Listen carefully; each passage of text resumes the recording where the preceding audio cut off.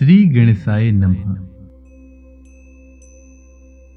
गणेश जी महाराज को पार्वती जी का दुलारा कहा जाता है।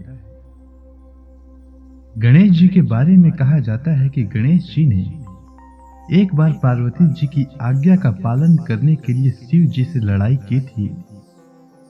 गणेश जी को गजानन के नाम से भी जाना जाता है और दुख हरता के नाम से गणेश जी के भक्त गणेश जी की भक्ति करते हैं।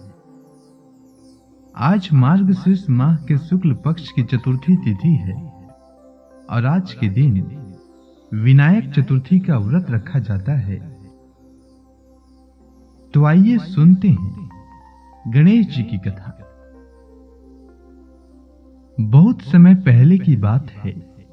नर्मदा नदी के तट पर भगवान शिव और माता पार्वती विचर रहे थे।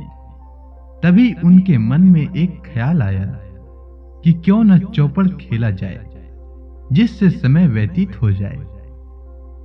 तब शिव जी ने कहा कि चौपड़ का खेल तो हम खेलेंगे, परंतु हमारी हार जीत का साक्षी कौन होगा? यहां तो कोई नहीं है। पार्वती जी ने तत्काल वहां की घास के तिनके बटोर कर एक पुतला बनाया और उसमें प्राण प्रतिष्ठा करके उससे कहा, बेटा, हम चौपड़ खेलना चाहते हैं, किंतु यहां हार जीत का साक्षी कोई नहीं है। अतः खेल के अंत में तुम हमारी हार जीत के साक्षी होकर बताना कि हम में से कौन जीता और कौन हारा।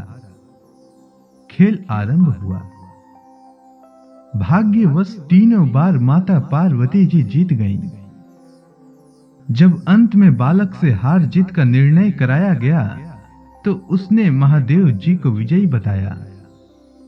परिणाम स्वरूप माता पार्वती ने क्रोध होकर उसे एक पांव से लंगड़ा होने का और वहां के कीचड़ में पड़े रहकर दुख भोगने का श्राप दे दिया। बालक ने विनम्रता पूर्वक कहा, माता, मुझसे अज्ञानतावश ऐसा हुआ है। मैंने किसी कुटिलता या द्वेष के कारण ऐसा नहीं किया। मुझे क्षमा करें तथा श्राप से मुक्ति का उपाय बताएं। तब ममता रूपी मां को उस पर दया आ गई और वे बोली कि यहां नाग कन्याएं गणेश पूजन करने के लिए आएंगी। उनके उपदेश से तुम गणेश व्रत करके मुझे प्राप्त करोगे। इतना कहकर वे कैलाश पर्वत पर चली गईं। एक वर्ष बाद वहां नाग कन्याएं गणेश पूजन के लिए आईं। नाग कन्याओं ने गणेश व्रत करके उस बालक को भी व्रत की विधि बताई। तत्पश्चात बालक ने 12 दिन तक श्री गणेश जी का व्रत किया। तब गणेश जी ने उसे दर्शन देकर कहा, मैं तुम्हारे व्रत से प्रसन्न हूं, मनोवांछित वर मांगो। तब बालक बोला, हे गणेश जी महाराज, मेरे पांव में इतनी शक्ति दें कि मैं कैलाश पर्वत पर अपने माता पिता के पास पहुंच सकूं और वे मुझे देखकर प्रसन्न हों।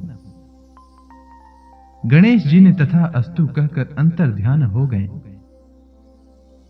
बालक भगवान शिव के चरणों में पहुंच गया और शिव जी ने उससे वहां तक पहुंचने के साधन के बारे में पूछा।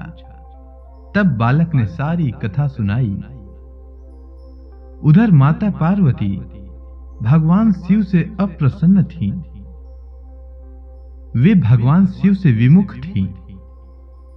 तदुपरांत भगवान शंकर ने भी बालक की तरह 21 दिन पर्यंत श्री गणेश का व्रत किया, जिसके प्रभाव से पार्वती के मन में स्वयं महादेव जी से मिलने की इच्छा जागृत हुई।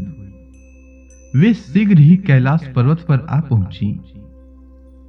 वहां पहुंचकर पार्वती जी ने शिव जी से पूछा, भगवान, आपने ऐसा कौन सा उपाय किया जिसके फल स्वरूप मैं आपके पास भागी भागी आ गई? शिव जी ने गणेश व्रत का इतिहास उनसे कह दिया। तब पार्वती जी ने अपने पुत्र कार्तिकेय से मिलने की इच्छा से 21 दिन पर्यंत 21-21 की संख्या में दुर्वा पुष्प तथा लड्डुओं से गणेश जी का पूजन किया। 21वें दिन कार्तिकेय स्वयं ही माता पार्वती से आ मिले। उन्होंने भी मां के मुख से इस व्रत का महात्म्य सुनकर व्रत किया। कार्तिकेय ने यही व्रत विश्वामित्र को बताया। विश्वामित्र ने व्रत करके गणेश जी से जन्म से मुक्त होकर ब्रह्म ऋषि होने का वर मांगा। गणेश जी ने उनकी भी मनोकामना पूर्ण कर दी।